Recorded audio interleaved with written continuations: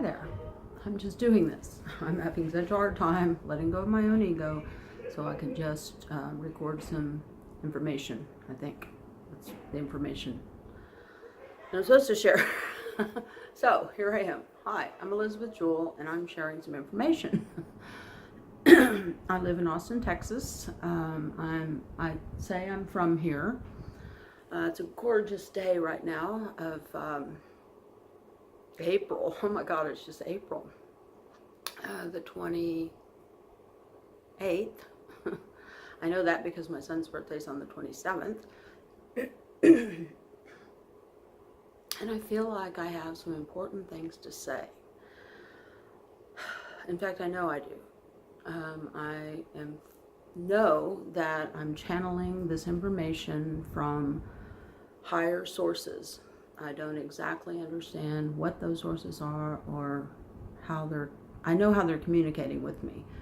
I've done many years of healing, and I feel like I've opened up what's called the higher centers of my brain.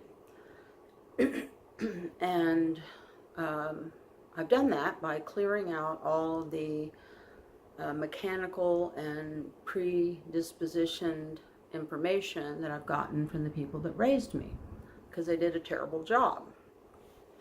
I pretty much came out running, literally. I know that sounds crazy, but it's true. All right, so we're not going to worry. We're stressing out a little bit right now. We're just going to be calm. Take another drink. I figure maybe being myself is the best thing I can do, because I'm pretty good at telling a story, and I'm fun. I would say, all of my friends would say I'm fun. In fact, when I was a young girl, I was known as the party girl. And you could contact Elizabeth, except I didn't go by Elizabeth then, I went by Anne. You could contact Anne, and she could get you anything you wanted, anything. And this was like the 80s, so we can imagine what all of that entailed. But I'm getting ahead of myself. We don't want to do that.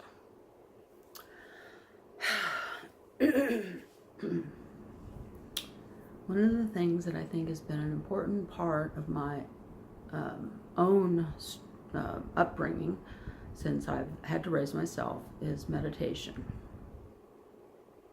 I was fortunate enough to have what's called magnetic centers before they were popular. In fact, coming out of the 60s into the early 70s, when we were discovering that we could actually heal from these incredible situations that life had put us through. In my own family, 5 generations of, horrific, dysfunctional cesspool. A cesspool of dysfunction is what my family is. My relatives, and I know because I knew my great-great-grandmother.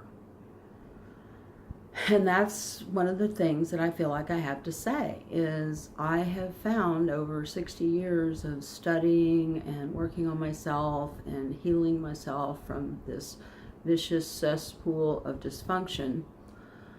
Along the way, I got lucky and found people that helped me have my feelings, and learning how to regurgitate, so to speak, those old feelings so that you can heal them. That actually works. I'm living proof. And so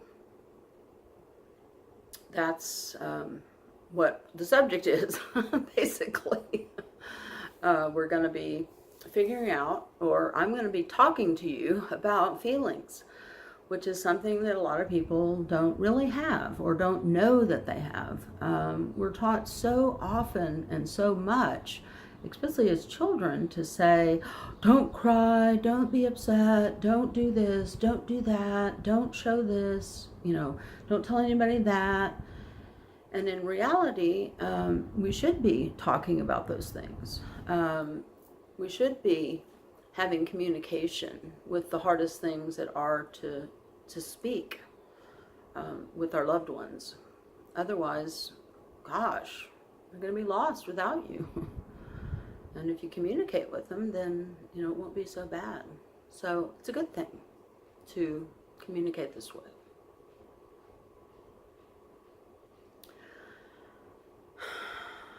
With feelings.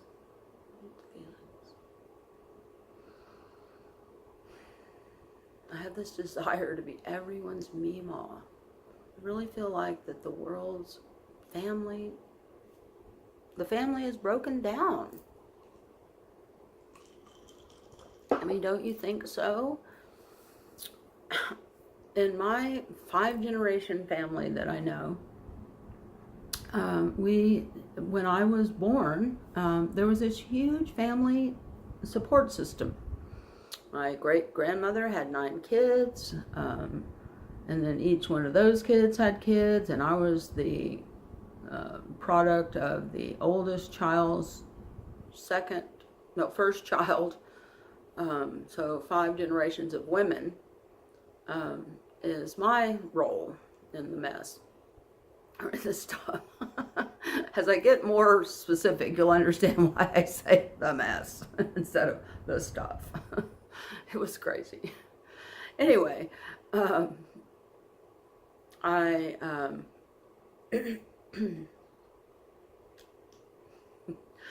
going to take a breath because I'm doing fine. It's really hard sometimes to put our ego aside. I mean, you might see this, nice looking woman, 60 years old, and I still see the orphan child at 6 that's barefoot and digging through the trash for scraps of fabric to entertain herself while her mother's left her alone in the apartment. I mean, I became a fashion designer at 6. I would take the upholstery from the trash can and make dresses for my headless Barbie. Yes, when I was 6 in 1962, I think it was. No, 63. That's right, because I had a really rough year that year. I'll get to that in a second. Anyway, I had a headless Barbie, and I got in trouble for stealing a head for it. Not by a store, but by my very own mother, who refused to buy me a head for my Barbie because she was trying to stay drunk and fuck men, but she didn't buy me one. I wasn't part of her life, really. I was just there, I think. Because you really shouldn't be letting your 6-year-old run around town. But there I was, doing it. I mean, I went in to see Gypsy Rose Lee so many times that they called her. And back then, Gypsy Rose Lee was like, oh my God, triple X. Certainly not for a 6-year-old girl to see. It's funny that I never became a striptease actress. I did think about it though. Anyway, I think it's back to that, I only see that orphan child. Never saw who I really was, as I was going along. But right here and now, I can see myself and I look okay. I'm taking my breath. My ego's feeling fine. Not that I should care. It's gotten me into more trouble than ever. Anyway, back to my childhood. I was 6, going on 22. My mother was a prostitute. The men would give me money to leave the house so that I would not be there while they had sex. And so that's how I ended up going to see, well, the first one was Yogi Bear and his buddy Boo Boo, which was kind of cool because my daddy called me Boo Boo because I was his right-hand bear. And I probably saw it so many times now that I think about it. In fact, I just put it all together right now talking to you. And that's that he died. By the time I was talking to you about seeing this movie, oh my gosh, I just had like this amazing realization that my father died about a month or two after. It must have been in January of 1964, because I remember John F. Kennedy being shot and me watching it on the little black and white TV. And then shortly after that, my father died too. And I was very confused because he wasn't on TV and there wasn't like this big, ordeal about it. And because nobody had really said that it was the president that had gotten shot. It was just the fact that, we were watching it. But I did say that my parents were drunks, didn't I?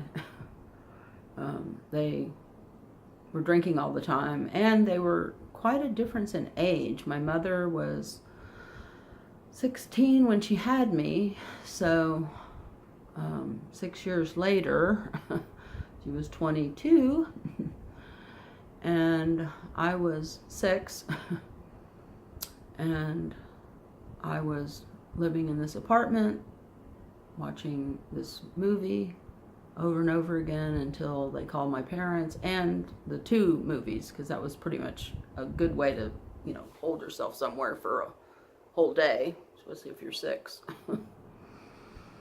I also got in trouble for skipping school in 6th grade. And then the worst thing that happened was, let me take a break for a minute. It's amazing when you're talking, because really only said something for 11 minutes. Anyway, I'm sure you can understand, as every one of us is probably learning how to use this YouTube thing, and so I'm just letting all my warts show. Back to the crazy thing my mom did when I was 6.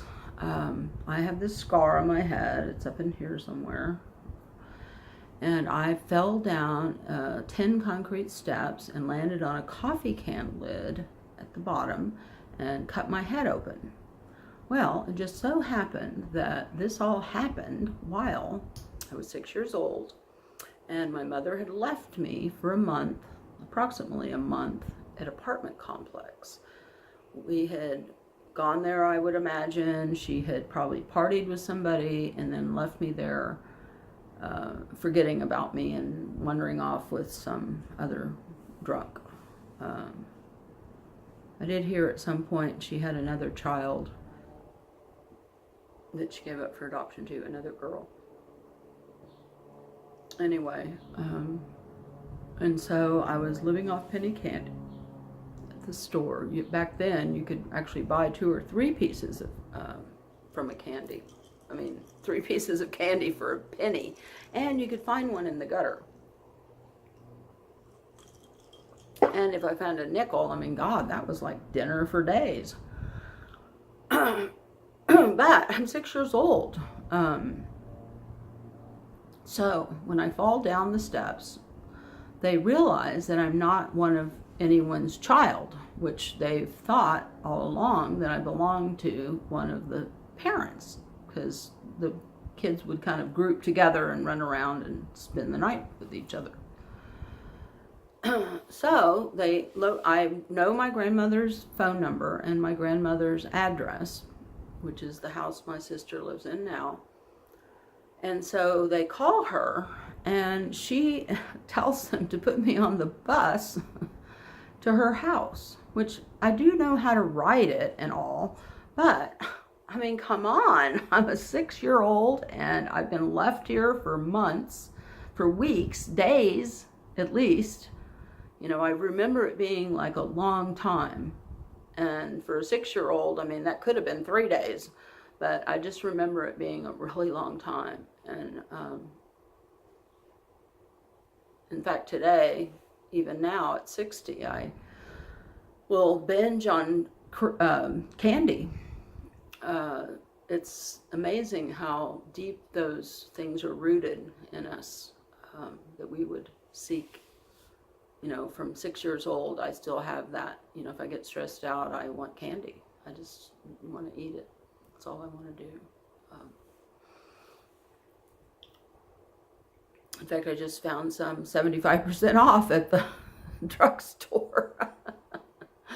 So there I am, throwing out my warts. Anyway, let's continue. I'm going to try to do 30 minutes and we're at 15. Hey, I'm so excited that I'm actually here. I'm talking to you. This is what I've been trying to do. I've just wanted to say hello, and I'm just ready to talk, and let's interact. I want to be everyone's Meemaw. Let's back up to the part where I said that I think the family unit has broken down, and that we need new tools in which to make a family. And so if we have a dysfunctional family, then let's get with a functional family and make it new so that we can grow and succeed new people in the future to save our world, to save our existence. I mean, come on, we can't just keep going at the rate we're going. We're gonna destroy it. I mean, what if we were just this experiment that, I mean, there is a lot of universes around and we're just one little small galaxy, and you know, I'm kind of getting the feeling that there's a whole lot more out there that none of us know about. You know, when I meditate, I open my higher centers just kind of to the universe. And I've been doing that for a while now, and it feels like I'm getting this information from far away. But let's not go into religion. Right now it feels more like just healing and figuring out, you know, whether we want to have a relationship and how that relationship's going to be. And will I keep trying? Yes, I feel so, it's been okay. It's funny how you will put something off and put something off and put something off because you're so afraid of doing it. And here I am doing this, and it feels really right. And, you know, I look just fine. I don't look like a waif from 6 years old that was left, you know, with the scar on her forehead from, you know, back in the day, man, they had the, like, these keys that would, oh no, this one used an old, it was before they even had the keys, I guess. This one was a super sharp lid. It was one of those lids that they use these like fork things to get off, and or a fork, or some weird contraption to open the lid. Anyway, it would make these really rough edges, and that's what I ended up falling on. I have the windows open and the fan going, and it's a gorgeous spring day in Austin, Texas. I'm so happy that I finally got to meet you. Thank you for spending this time with me, and I hope we can see where we can go. And what I want is, I want you to find home. I want you to find love. I want you to find joy. Here and now. I mean, it's not something that's going to happen in the future. It's something that we make now. It's something that we put one step in front of the other, and you make goals, and you make commitments, or, well, I like to say goals and dreams. What are your dreams? You know, I'm pretty on target. When I was in my early 20s, I wrote down my hopes and dreams, and I hoped to be able to tell a story of some kind. I wanted to write a book, and here I am. I decided I'm not writing it, I'm going to tell it and see how that goes. And I hope to visit every day, or maybe 5 days a week. Let's give myself oh my God, I'm panicking over commitment. Just the very thought of saying that. You know that feeling. Here we are. We're doing it. Oh my gosh. Hey, so here we are on April 28th. And I think there's going to be a lot of fun ahead. I'm getting this new place. Right now I'm staying in my son's apartment, and it's been awesome that I've taught my children to support their family. Although I was a little shaky about it for a while. My son and daughter lived far away, so they weren't aware of what was going on with me. But we've all connected again, and we're all working together, and I love that. So it makes me feel a lot more secure. I've been single for about 14 years, and it's not a state I like. But I'm not, on here for dating. I am Mima after all, but she's not dead yet. Well, just being myself. Oh, and I love to laugh, and I want joy to be in your life. I want to put joy, and I realize, I'm like this angel on earth, and here I am for you. And let's talk, and get back to me and let me know how you feel. Have you been wanting to do a video and you've been having a hard time doing it? Do you feel like you have something to say? Do you want to be part of the revolution? It is the age of Aquarius, when the moon is in the 7th house and Jupiter aligns with Mars, and love will rule the planet. So let's move in that direction. Let's love each other. Let's learn how to do that again. I just think that values, morals, and boundaries, maybe, good old codependent me, are important. And it's something that we should talk about. But for right now, we're still good. Listen to me, I'm trying to all get off.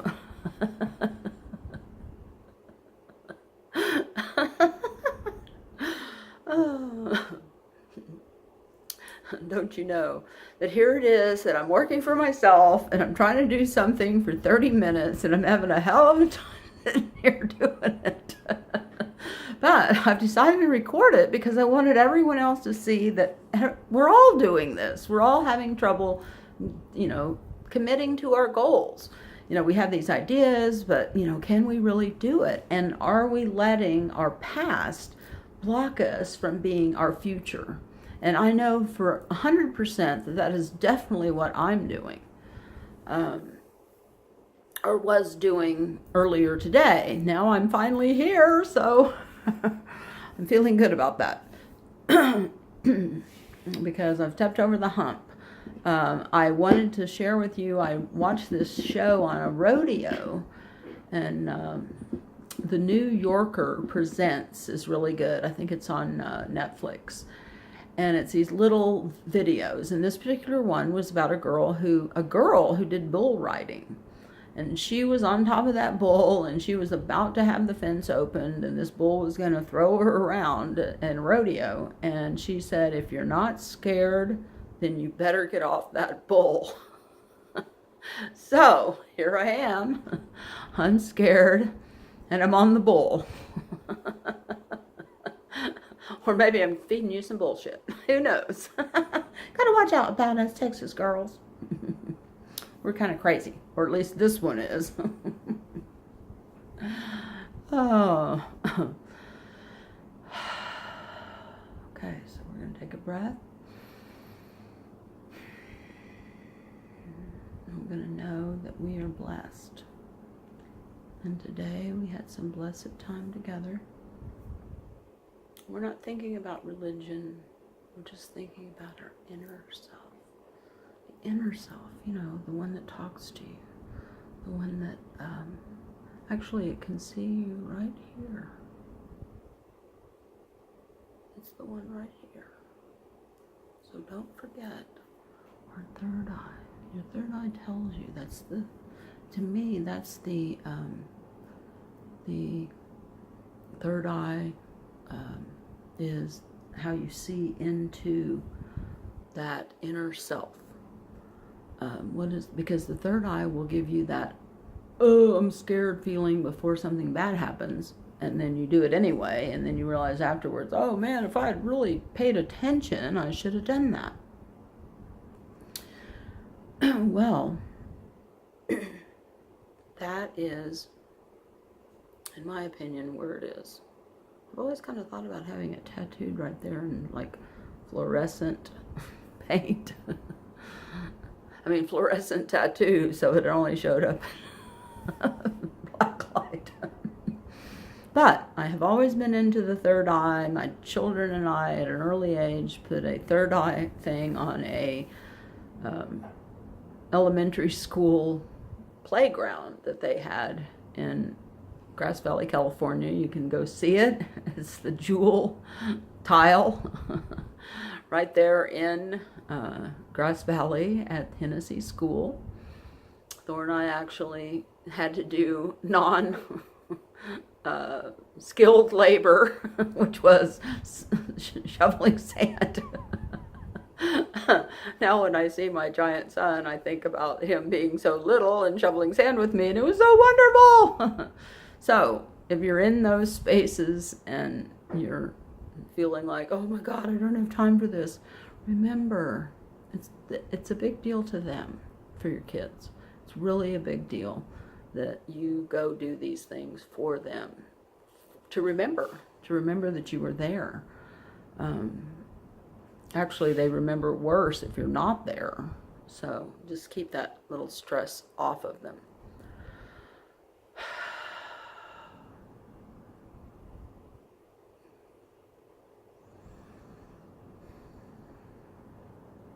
I'm breathing in and out, feeling good. We've already talked about our third eye. We've talked about mechanical things that we do. And we've talked about making a family. So I think these are the things that the Great Mother wants me to pass on to you right now, is this information for a start.